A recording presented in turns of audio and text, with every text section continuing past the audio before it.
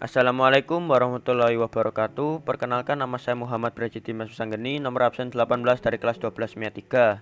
Hari ini saya akan mempresentasikan tentang bab 2, yaitu perlindungan dan penegakan hukum. Bab 2, perlindungan dan penegakan hukum, terdiri dari yang pertama, hakikat perlindungan dan penegakan hukum, yang kedua, peran lembaga penegak hukum, yang ketiga, dinamika pelanggaran hukum, dan yang keempat, tata kelola pemerintahan yang baik atau good governance. Hakikat perlindungan dan penegakan hukum terbagi menjadi dua, yaitu perlindungan hukum dan penegakan hukum. Sebelum lanjut lebih jauh lagi, saya akan menjelaskan tentang pengertian perlindungan menurut hukum.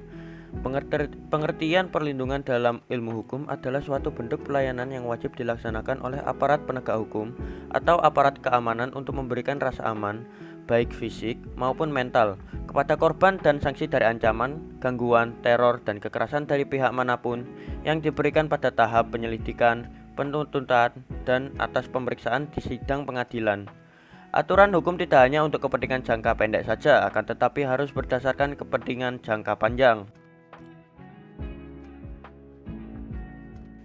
Hukum menurut para ahli. Menurut Leon Dugout, hukum adalah tingkah laku para anggota masyarakat yang harus dipatuhi sebagai jaminan kepentingan bersama.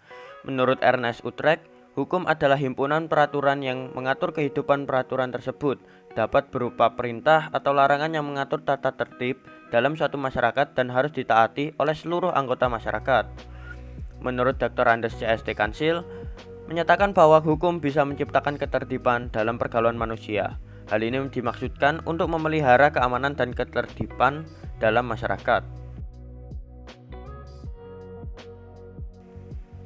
Kemudian ada dari Prof. Mr. E.M. Myers, mengartikan hukum sebagai semua aturan yang mengandung pertimbangan kesusilaan. Perwujudan hukum tercermin pada tingkah laku manusia dalam masyarakat dan menjadi pedoman-pedoman penguasa negara dalam melakukan tugasnya.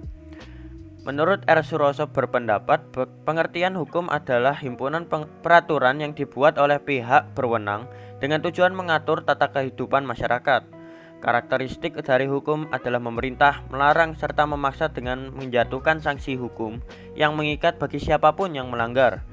Menurut JCT Simpong-Rakir, hukum merupakan peraturan yang bersifat memaksa dan berfungsi sebagai pedoman tingkah laku manusia dalam masyarakat yang disusun oleh lembaga berwenang. Hukum memiliki konsekuensi bagi siapa saja yang melanggar. Kita mulai masuk ke materi inti, yaitu yang pertama ada perlindungan hukum. Perlindungan hukum adalah suatu perlindungan yang diberikan terhadap subjek hukum dalam bentuk perangkat hukum baik yang bersifat preventif maupun bersifat represif, baik yang tertulis maupun tidak tertulis. Dengan kata lain, perlindungan hukum sebagai suatu gambaran dari fungsi hukum, yaitu konsep di mana hukum dapat memberikan suatu keadilan, ketertiban, kepastian, kemanfaatan, dan kedamaian. Konsep Rechtsstaat. Perlindungan hukum selalu dikaitkan dengan konsep Rechtsstaat atau konsep rule of law. Konsep Rechtsstaat menurut Julius Stahl secara sederhana dimaksudkan dengan negara hukum adalah negara yang menyelenggarakan kekuasaan pemerintahannya didasarkan pada hukum. Konsep negara hukum atau Rechtsstaat ini menurut Julius Stahl mencakup 4 elemen, yaitu sebagai berikut. Yang pertama ada perlindungan hak asasi manusia, yang kedua pembagian kekuasaan, yang ketiga pemerintahan berdasarkan undang-undang, yang keempat peradilan tata usaha negara. Rule of law. Ciri penting negara hukum yang disebut dengan rule of law yaitu sebagai berikut. Yang pertama, supremasi hukum, artinya tidak boleh ada kesewenang-wenangan sehingga seseorang hanya boleh dihukum jika melanggar hukum. Yang kedua, kedudukan yang sama di depan hukum, baik bagi rakyat biasa atau pejabat pemerintah. Yang ketiga, terjaminnya hak-hak manusia dalam undang-undang atau keputusan pengadilan. Keberadaan hukum dalam masyarakat sangatlah penting dalam kehidupan di mana hukum dibangun dengan dijiwai oleh moral konstitusionalisme, yaitu menjamin kebebasan dan hak warga. Maka menaati hukum dan konstitusi pada hakikatnya menaati imperatif yang terkandung sebagai substansi maknawi di dalamnya. Imperatif.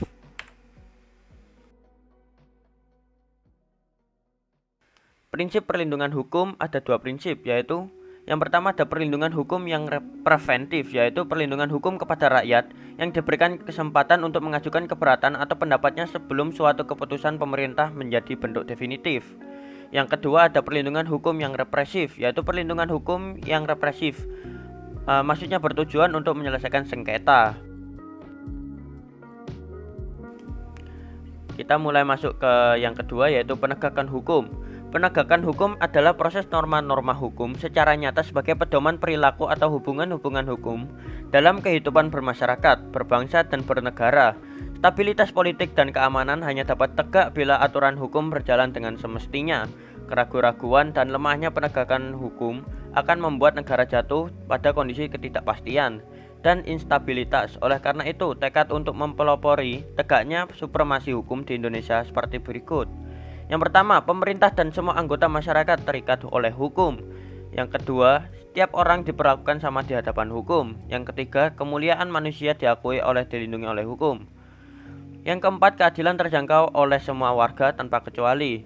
Guna mewujudkan hal tersebut, dibutuhkan perundang-undangan yang transparan, hukum yang adil, penegakan hukum yang dapat diprediksi, serta tanggung jawab pemerintah untuk menjaga ketertiban. Penggolongan hukum. Penggolongan hukum ada 8, yaitu hukum berdasarkan sumber, hukum berdasarkan tempat berlakunya, hukum berdasarkan kekuatan berlakunya, hukum berdasarkan isi atau kepentingan berlakunya, hukum berdasarkan cara mempertahankannya, hukum berdasarkan bentuknya, hukum berdasarkan wujudnya, dan hukum berdasarkan masa berlakunya. Yang pertama, hukum berdasarkan sumbernya. Sumber hukum adalah segala sesuatu yang menimbulkan aturan-aturan yang mempunyai kekuatan yang bersifat memaksa, yakni aturan-aturan yang kalau dilanggar mengakibatkan timbulnya sanksi yang tegas dan nyata. Sumber formal adalah tempat di mana kita dapat menemukan dan mengenal hukum yang terdiri atas berikut. Yang pertama ada hukum undang-undang, yang kedua ada hukum kebiasaan atau adat, yang ketiga hukum jurisprudensi, yang keempat hukum traktat, yang kelima hukum doktrin. Hukum berdasarkan tempat berlakunya. Hukum berdasarkan tempat berlakunya. Mengenai tempat berlakunya, hukum dapat terbagi atas berikut ini. Ada hukum nasional, yaitu hukum yang berlaku dalam suatu negara. Hukum internasional, yaitu hukum yang mengatur hubungan hukum dalam dunia. Hukum asing, yaitu hukum yang berlaku dalam negara lain. Hukum gereja, yaitu kaidah yang ditetapkan gereja untuk para anggotanya.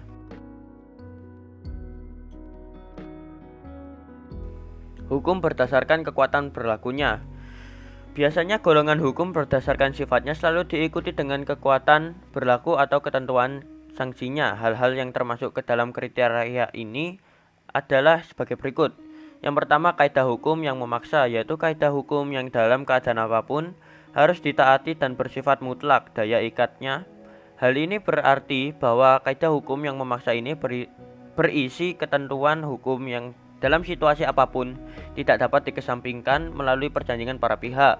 Yang kedua, kaidah hukum yang mengatur atau melengkapi, yaitu kaidah hukum yang dapat dikesampingkan oleh para pihak dengan jalan membuat ketentuan khusus dalam suatu perjanjian yang mereka adakan. Kaidah hukum semacam ini baru akan berlaku apabila para pihak tidak menetapkan aturan tersendiri di dalam perjanjian yang mereka adakan. Hukum berdasarkan isi atau kepentingan yang diaturnya. Berdasarkan isi atau kepentingan yang diaturnya, hukum digolongkan menjadi dua, yaitu sebagai berikut. A. Hukum privat adalah hukum yang mengatur kepentingan pribadi, misalnya hukum perdata dan hukum dagang. B. Hukum publik adalah hukum yang mengatur kepentingan umum atau kepentingan publik, misalnya hukum tata negara, hukum pidana, hukum acara pidana, dan sebagainya.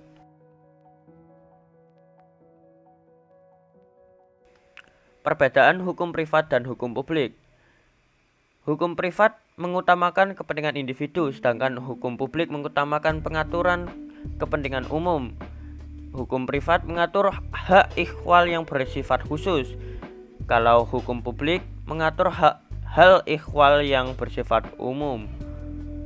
Hukum privat dipertahankan oleh individu, sedangkan hukum publik dipertahankan oleh negara melalui jaksa. Hukum privat asas damai diutamakan, hakim mengupayakan.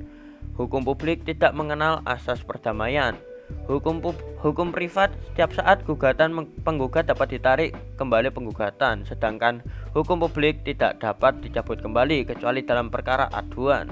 Hukum privat sanksinya berbentuk perdata, sedangkan hukum publik sanksinya bebas namun tidak melanggar ketentuan yang berlaku. Persamaan hukum privat dan hukum publik. Adapun persamaan di antara keduanya adalah sebagai berikut. Yang pertama, keduanya merupakan norma hukum yang mengatur kehidupan manusia. Yang kedua, keduanya mempunyai sanksi hukum yang dapat dikenakan kepada pelanggarnya. Kemudian, keduanya tetap tunduk pada pengecualian apabila dalam keadaan terpaksa. Hukum berdasarkan cara mempertahankannya. Hukum berdasarkan cara mempertahankannya. Berdasarkan kriteria ini, hukum dapat dibagi menjadi dua, yaitu sebagai berikut. A. Hukum material. Hukum material ialah hukum yang mengatur hubungan antara anggota masyarakat yang berlaku umum tentang apa yang dilarang dan apa yang diperbolehkan untuk dilakukan. Misalnya, buruh wajib melakukan tugasnya seperti apa yang ditetapkan dalam perjanjian kerjanya. Pasal 1603 baru KUH Perdata. B. Hukum formal. Hukum formal ialah hukum yang mengatur cara melaksanakan dan mempertahankan hukum material. Misalnya, dalam hal perselisihan, hukum formal menunjukkan cara menyelesaikan perkara tersebut di muka hakim. Hukum berdasarkan bentuknya. Menurut bentuknya, hukum terbagi atas dua hal berikut. A. Hukum tertulis. Hukum tertulis yaitu hukum yang dicantumkan dalam berbagai pengaturan perundang-undangan.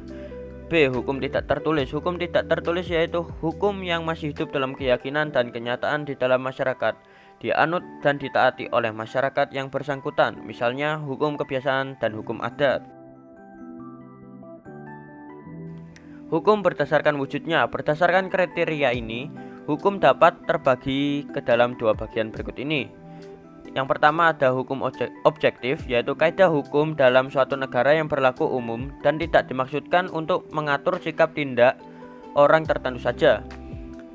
Yang kedua, hukum subjektif, yaitu hukum yang timbul dari hukum objektif dan berlaku terhadap seseorang tertentu atau lebih. Hukum subjektif ada juga yang menyebut sebagai hak dan ada juga yang mengartikan sebagai hak dan kewajiban. Hukum berdasarkan masa berlakunya. Berdasarkan kriteria masa berlakunya, hukum dapat digolongkan menjadi berikut ini. Yang pertama, hukum positif atau ius constitutum, yaitu hukum yang berlaku saat ini pada masyarakat tertentu dan wilayah tertentu. Hukum positif biasa juga disebut tata hukum, misalnya hukum pidana berdasarkan KUHP sekarang. Yang kedua, hukum yang dicita-citakan, diharapkan atau direncanakan akan berlaku pada masa yang akan datang. Ius constituendum, misalnya hukum pidana nasional yang sampai sekarang masih terus disusun. Yang ketiga, hukum universal, hukum asasi atau hukum alam, yaitu hukum yang dianggap berlakunya tanpa mengenal batas ruang dan waktu, berlaku sepanjang masa dimanapun dan terhadap siapapun. Sumber hukum formal.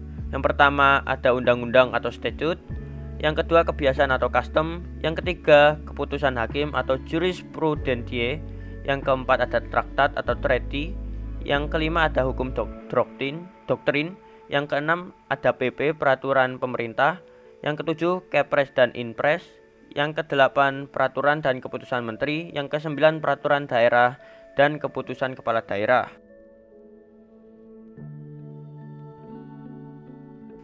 Sikap masyarakat terhadap hukum. Sikap mematuhi peraturan yang berlaku akan mewujudkan ketentraman dan kedamaian dalam masyarakat. Guna mewujudkannya, maka diperlukan kesadaran hukum dari seluruh anggota masyarakat. Kesadaran hukum tersebut tercermin dalam sikap warga negara yang sesuai dengan ketentuan hukum yang berlaku. Yang pertama, perbuatan yang sesuai dengan hukum. Perbuatan yang sesuai dengan hukum adalah segala perbuatan dan perilaku yang sesuai dengan prosedur hukum yang berlaku, atau perbuatan-perbuatan yang tidak melawan dan melanggar aturan yang berlaku. Yang kedua, perbuatan yang tidak sesuai dengan hukum. Perbuatan yang bertentangan dengan hukum adalah perbuatan yang melanggar hukum, perbuatan atau kelalaian yang melanggar hak-hak orang lain dan bertentangan dengan kesusilaan dalam pergaulan di masyarakat, baik terhadap pribadi atau orang lain. dan bertentangan dengan undang-undang. Pelanggaran dapat dilakukan oleh warga negara atau pemerintah. Tindakan yang dilakukan oleh alat-alat negara merupakan pelanggaran terhadap peraturan pemerintah.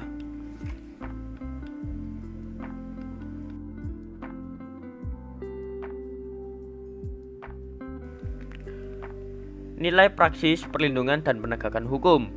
Nilai praksis merupakan pelaksanaan secara nyata dari nilai-nilai dasar dan nilai instrumental. Berhubung fungsinya sebagai penjabaran dari nilai dasar dan nilai instrumental, maka nilai praksis dijiwai oleh nilai-nilai dasar dan instrumental sekaligus tidak bertentangan dengan nilai-nilai dasar dan instrumental tersebut. Tata urutan peraturan perundang-undangan ada dua, yaitu menurut ketetapan MPR nomor 3 MPR pada tahun 2000 tentang sumber hukum dan tata urutan perundang-undangan. Yang kedua, menurut UU nomor 10 tahun 2004. Dasar hukum perlindungan dan penegakan hukum dalam konstitusi. Hukum dapat secara efektif menjalankan fungsinya untuk melindungi kepentingan manusia apabila ditegakkan. Dengan kata lain, perlindungan hukum dapat terwujud apabila proses penegakan hukum dilaksanakan. Proses penegakan hukum merupakan salah satu upaya untuk menjadikan hukum sebagai pedoman dalam setiap perilaku masyarakat maupun aparat atau lembaga penegak hukum. Perlindungan dan penegakan hukum dalam konstitusi memiliki dasar hukum dalam UUD 1945 amandemen, yaitu pada Pasal 27 ayat 1 UUD RI 1945, Pasal 28D ayat 1 UUD RI 1945, Pasal 24 ayat 1 UUD RI 1945, Pasal 28 ayat 5 UUD RI 1945, dan Pasal 30 ayat 4 UUD RI 1945.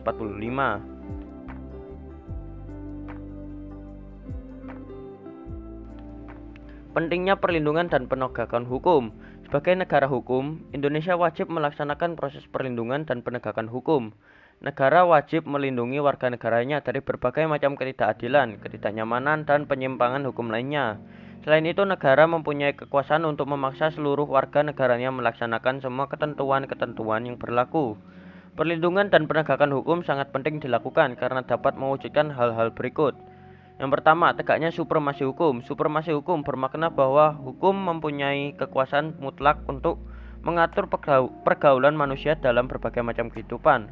Dengan kata lain, semua tindakan warga negara maupun pemerintahan selalu dilandaskan pada hukum yang berlaku.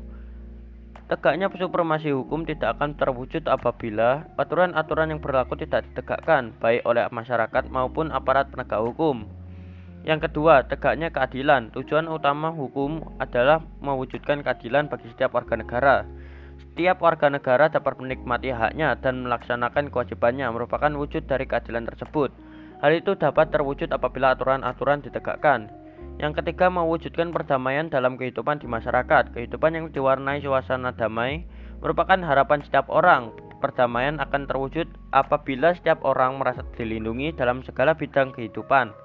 Hal itu akan terwujud apabila aturan-aturan yang berlaku dilaksanakan. Nah, sekarang kita akan memasuki ke faktor-faktor yang mempengaruhi perlindungan dan penegakan hukum.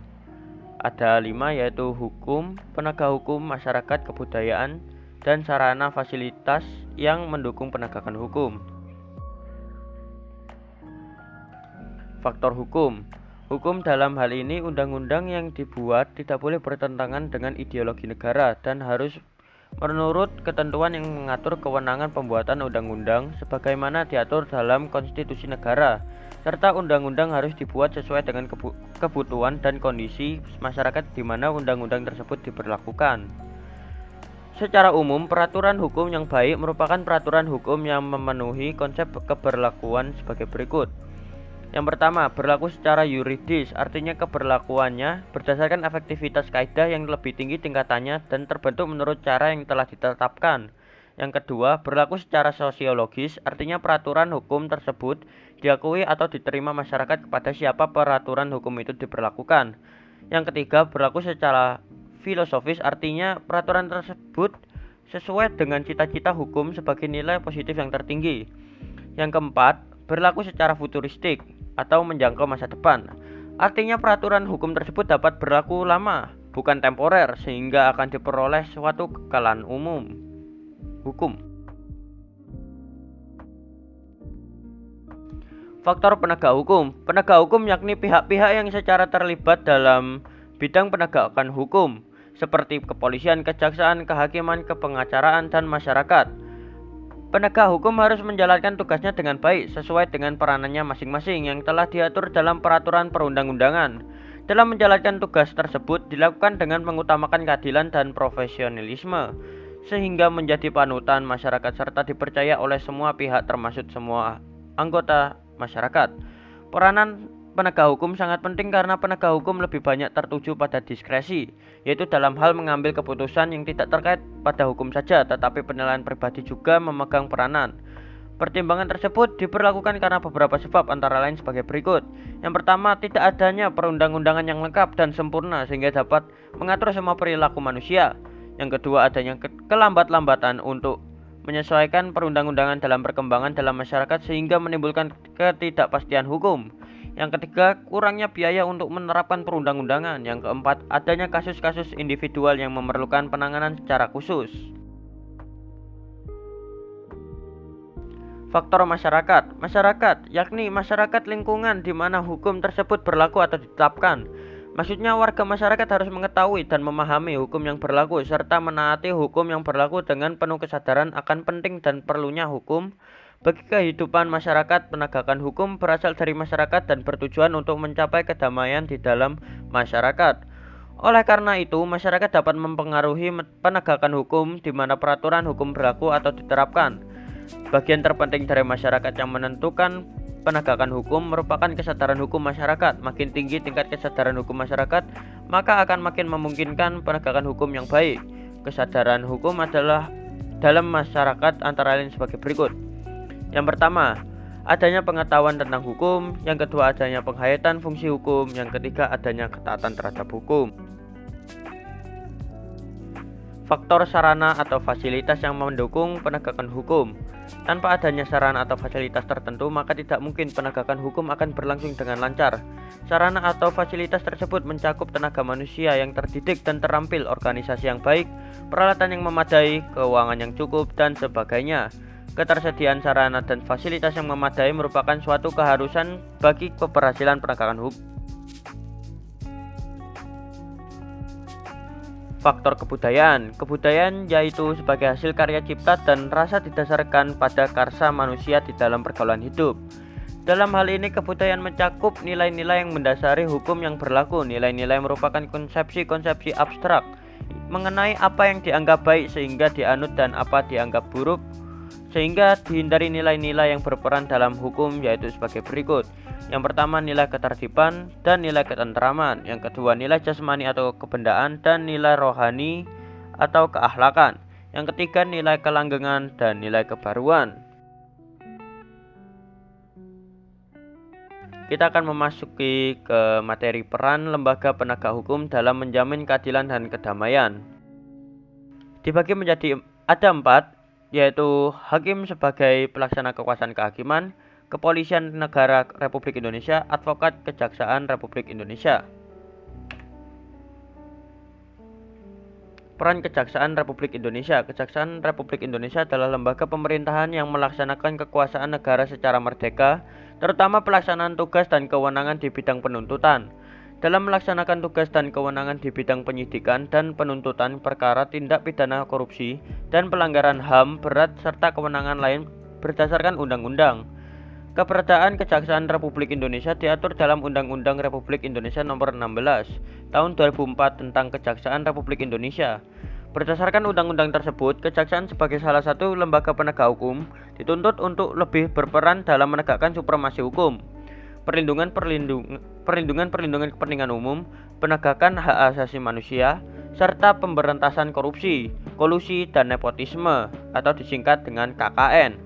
Kejaksaan Republik Indonesia sebagai lembaga negara yang melaksanakan kekuasaan negara di bidang penuntutan harus melaksanakan fungsi, tugas, dan wewenangnya secara merdeka, terlepas dari pengaruh kekuasaan pemerintah dan pengaruh kekuasaan lainnya. Peran hakim sebagai pelaksana kekuasaan kehakiman.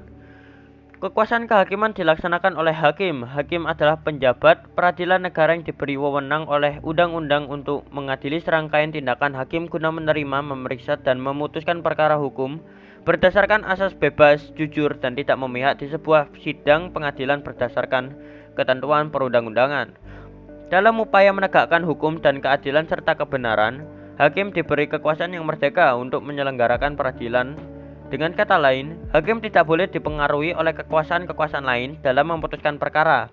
Apabila hakim mendapatkan pengaruh dari pihak lain dalam memutuskan perkara, maka keputusan hakim cenderung tidak adil dan pada akhirnya akan meresahkan masyarakat, serta wibawa hukum dan hakim akan pudar.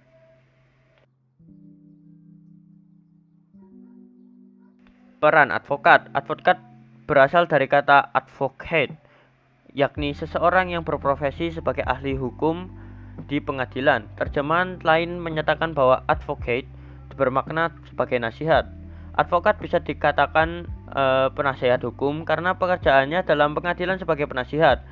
Istilah penasihat hukum atau bantuan hukum dan advokat atau pengacara merupakan istilah yang tepat dengan fungsinya sebagai pendamping tersangka atau terdakwa atau penggugat ataupun tergugat bila dibandingkan dengan istilah pembela. Istilah pembela dapat diartikan sebagai seseorang yang membantu hakim dalam usaha menemukan kebenaran material, walaupun itu bertolak dari sudut pandang subjektif, yaitu berpihak pada kepentingan tersangka atau terdakwa.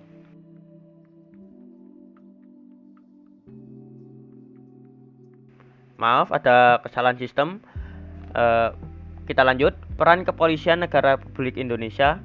Kepolisian Negara Republik Indonesia, disingkat Polri, adalah lembaga negara yang berperan dalam memelihara keamanan dan ketertiban masyarakat, menegakkan hukum, serta memberikan perlindungan, pengayoman, dan pelayanan kepada masyarakat dalam rangka terpeliharanya keamanan dalam negeri.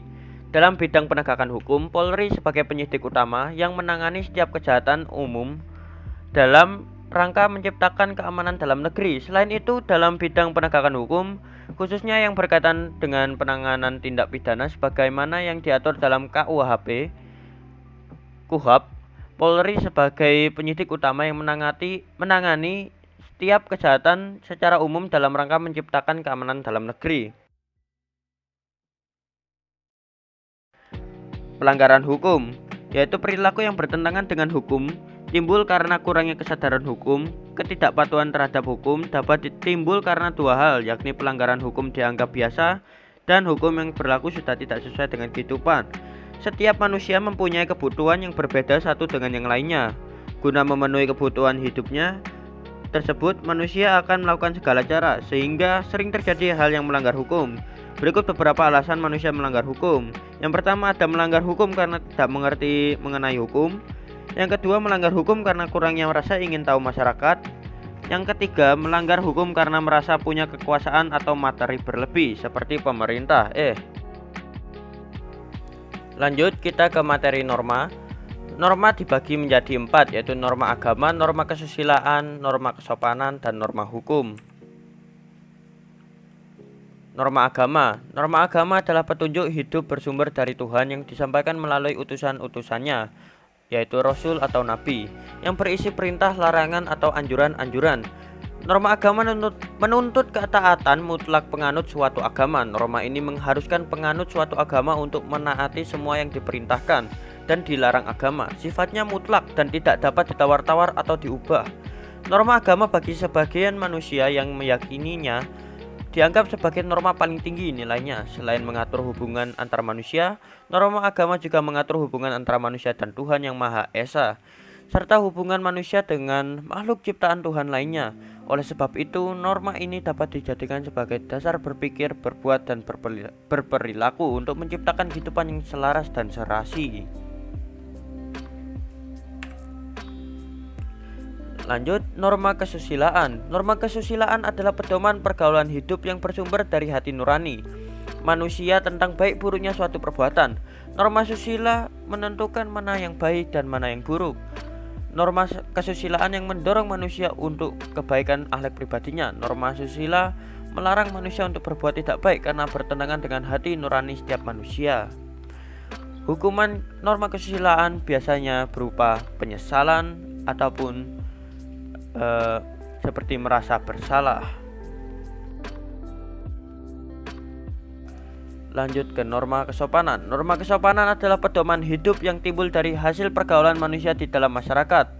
Dasar norma kesopanan adalah kepantasan, kebiasaan, dan kepatutan yang berlaku dalam masyarakat. Norma kesopanan sering dinamakan norma sopan santun, tata krama, atau adat istiadat. Norma sopan santun yang aktual dan khas berbeda antara masyarakat yang satu dengan masyarakat yang lain. Lanjut, yaitu norma hukum. Norma hukum adalah pedoman hidup yang dibuat oleh badan yang berwenang mengatur manusia dalam kehidupan berbangsa dan bernegara. Contoh norma hukum antara lain bertingkah laku tertib, sesuai prosedur, dilarang mencuri, dan sebagainya. Sanksi yang diberikan bagi orang yang melanggar norma hukum bersifat tegas, nyata, mengikat, dan memaksa bagi setiap orang tanpa kecuali.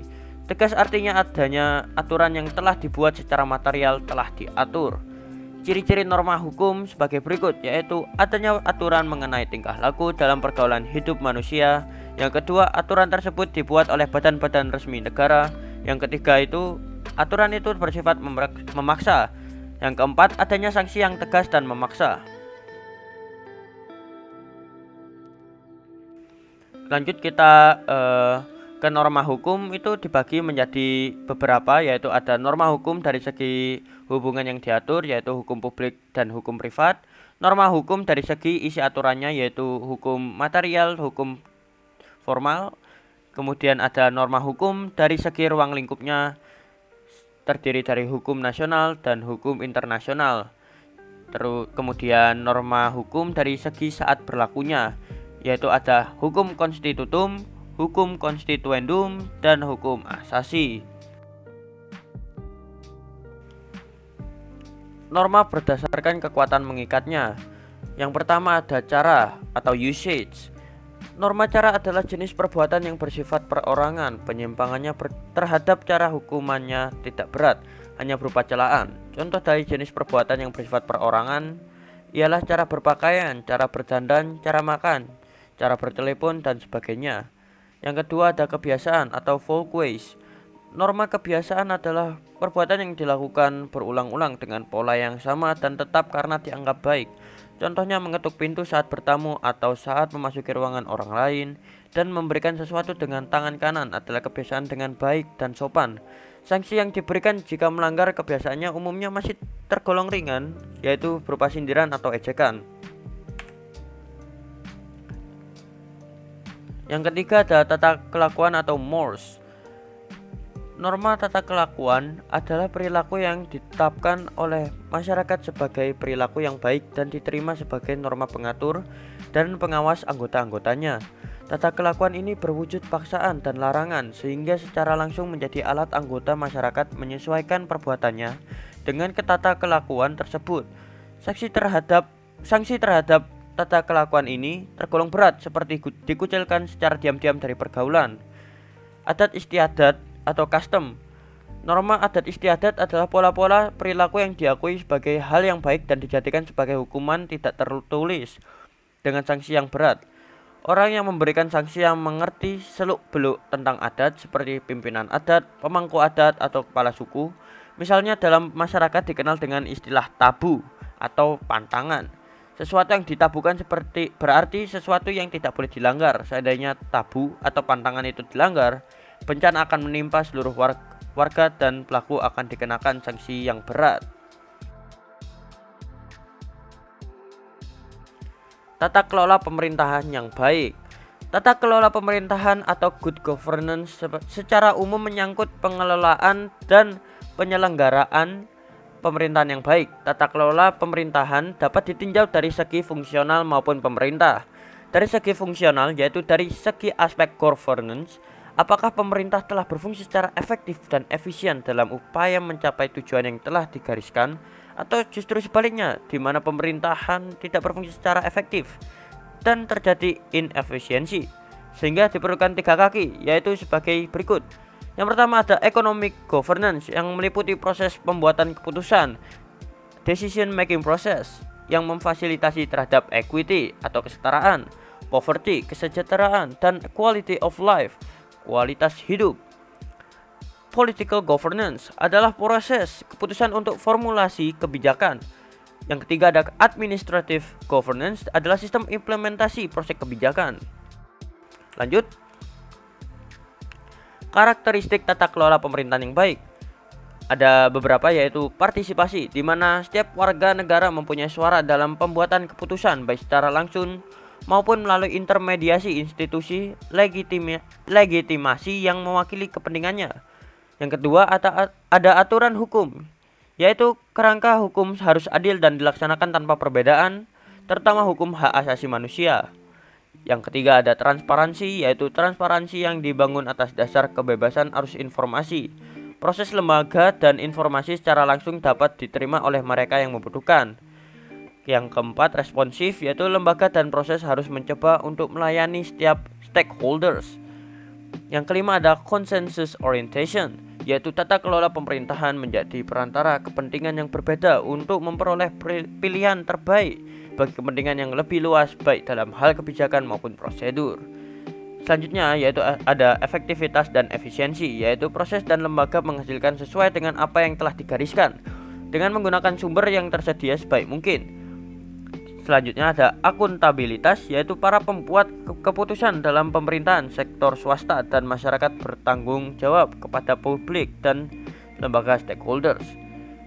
Kemudian ada strategic vision, yaitu para pemimpin dan publik harus mempunyai perspektif good governance dan pengembangan manusia yang luas, serta jauh ke depan dengan apa yang diperlukan untuk pengembangan. Lanjut, yaitu struktur pemerintahan yang baik berkaitan dengan struktur pemerintahan. Ada hubungan antara pemerintah dan pasar, misalnya pemerintah mengendalikan harga-harga sembako agar sesuai dengan harga pasar. Yang kedua ada hubungan antara pemerintah dan rakyat, misalnya pemerintah memberikan pelayanan dan perlindungan bagi rakyat. Kemudian ada hubungan antara pemerintah dan organisasi kemasyarakatan, misalnya pemerintah memberikan kesempatan kepada organisasi kemasyarakatan untuk berpartisipasi dalam pembangunan. Kemudian ada hubungan antara pejabat-pejabat yang dipilih atau politisi dan pejabat-pejabat yang diangkat atau pejabat birokrat. Misalnya mengadakan pertemuan antara tokoh masyarakat dengan pejabat birokrat atau politisi. Hubungan antara lembaga pemerintahan, daerah dan penduduk perkotaan dan pedesaan. Misalnya memberikan izin bertempat tinggal kepada penduduk pedesaan yang bekerja di perkotaan.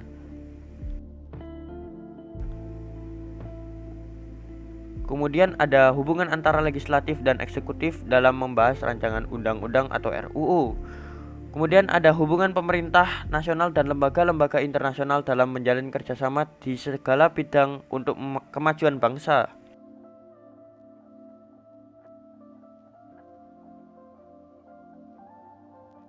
Syarat pengimplementasian tata kelola pemerintah yang baik, yaitu mewujudkan efisiensi dalam manajemen pada sektor publik, antara lain dengan memperkenalkan teknik-teknik manajemen perusahaan di lingkungan administrasi pemerintah negara dan melakukan desentralisasi administrasi pemerintah. Yang kedua ada terwujudnya akuntabilitas publik, sesuatu yang dilakukan oleh pemerintah harus dapat dipertanggungjawabkan kepada masyarakat. Kemudian ada tersedianya perangkat hukum yang memadai berupa peraturan perundang-undangan yang mendukung terselenggaranya sistem pemerintahan yang baik. Kemudian adanya sistem informasi yang menjamin akses masyarakat terhadap berbagai kebijakan dan atau informasi yang bersumber baik dari pemerintah maupun dari elemen swasta serta LSM. Adanya transparansi dalam pembuatan kebijakan dan implementasinya, sehingga hak-hak masyarakat untuk mengetahui rights to information keputusan pemerintah terjamin. Sekian dari saya turut undur diri. Wassalamualaikum warahmatullahi wabarakatuh. Terima kasih telah menonton.